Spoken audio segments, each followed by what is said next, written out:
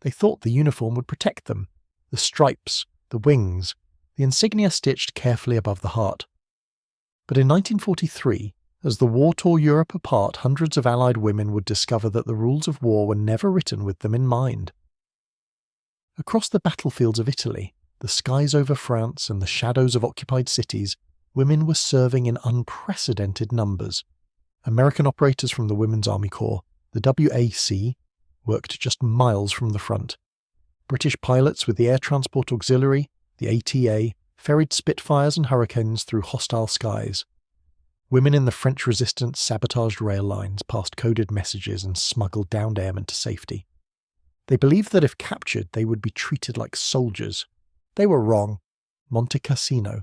Lieutenant Mary Collins was stationed near the ruins of Monte Cassino in Italy when the German breakthrough came. It was sudden. Tanks emerging from morning fog, radio lines cut, orders shouted over explosions. "Run!" someone yelled. There was nowhere to run. When German soldiers stormed the communications post, Mary and 4 other WAC officers were taken at gunpoint. The German captain who questioned them spoke fluent English. He studied their uniforms with open curiosity. "America sends its daughters to war," he said softly. "How modern!" Mary lifted her chin. "Name, rank, and serial number. Under the Geneva Convention, we are prisoners of war." The captain smiled. "The Geneva Convention protects soldiers," he replied, "not women pretending to be them." It was the first crack in the illusion. Paris. The same week, near Paris, ATA pilot Sarah Bennett crawled from the wreckage of her Spitfire after anti-aircraft fire brought her down. She had flown dozens of aircraft across Britain. She had trained for capture. She knew the rules: name, rank, number. But the officer who arrested her wrote something in a small black notebook and said, "You will not be processed normally. Your case is unusual." Across German-occupied Europe, similar scenes unfolded. American radio operators, British pilots, French couriers, each separated from male prisoners within hours of capture. Documents discovered decades later reveal why. In mid-1943, internal memoranda from the SS described female enemy personnel as a special category. They were not to be sent to standard prisoner of war camps. Their participation in combat was labelled an ideological violation, proof, in Nazi thinking, of Western moral decay. The language was bureaucratic. The implications were not. The processing. Mary expected barbed wire and barracks. Instead, she and the other women were driven east in a covered truck, away from the front lines. At dawn, they arrived at an unmarked compound. No Red Cross symbol, no registry. Inside, the process began. Male prisoners underwent identification, a brief medical check, and assignment to barracks. The women were taken to a separate wing. "Strip," ordered a German female officer in a crisp uniform. The room was brightly lit, concrete floors, several guards observing, men and women. It was called an examination in official files, but it was designed for something else. The women were photographed, measured, forced to stand exposed under harsh lights while officers took notes. The procedure lingered longer than any medical necessity required. A later German training manual made the purpose explicit. Female prisoners must be separated psychologically from their soldier identity. Emphasize vulnerability, undermine dignity. It was systematic, organized, repeated at multiple sites, and it was only the beginning. The facilities. By late 1943, at least a dozen specialized detention facilities for captured Allied women were operating across occupied territory and inside Germany itself. They were rarely listed on official maps.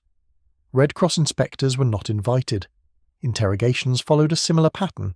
Women were taken at night, not to standard questioning rooms, but to private offices. Records describe gender-specific techniques intended to dismantle resistance by attacking shame, identity, and fear. The Nazis believed Western women would be particularly susceptible to humiliation. They believed their sense of virtue could be weaponized. For French resistance members, often without formal military status, treatment was harsher still. They were labelled terrorists. Public humiliation was common, heads shaved, paraded as warnings. Yet something happened that German planners did not anticipate. The women refused to collapse into the identities assigned to them.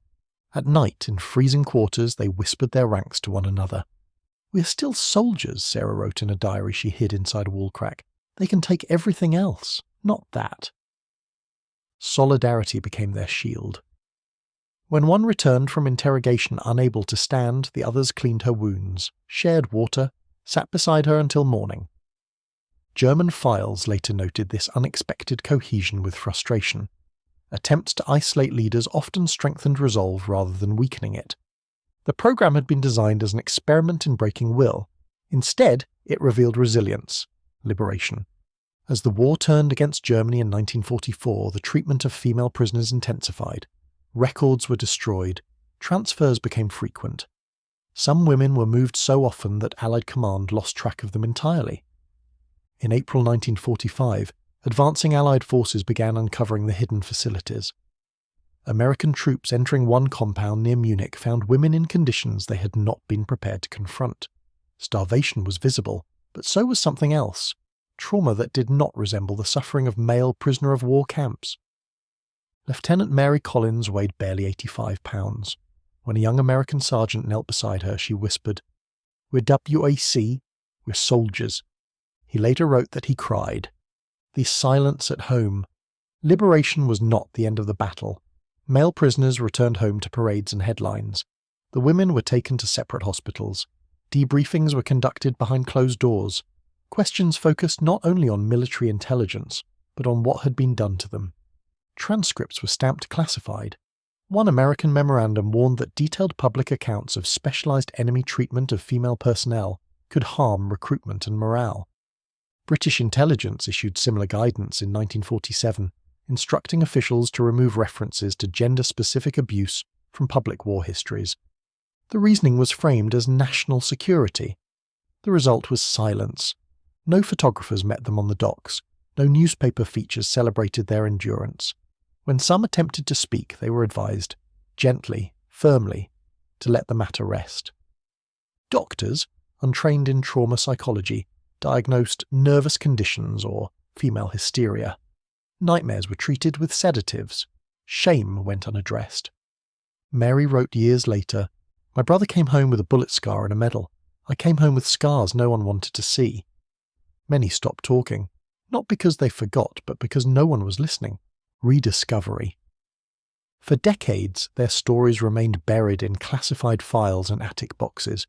It was not until the 1980s that historians began noticing patterns, references to unlisted detention centres, heavily redacted reports, missing transfer records involving women.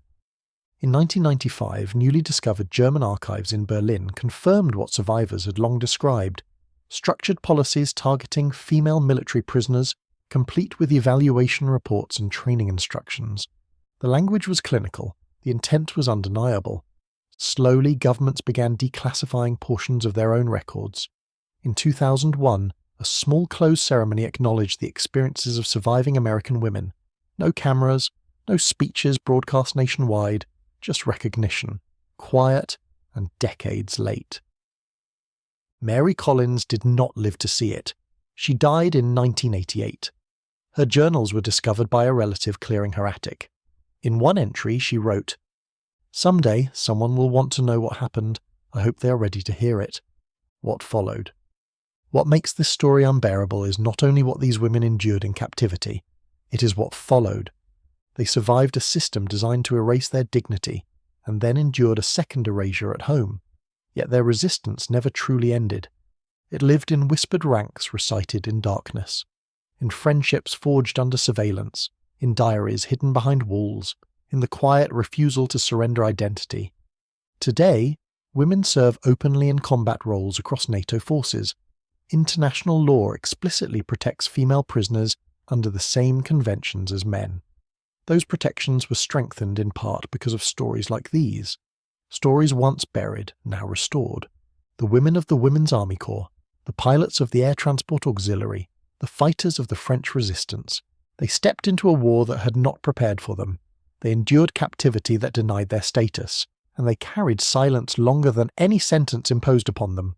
History nearly forgot them, but history is only silent when we allow it to be. Their war did not end in 1945. It ended when their stories were finally told.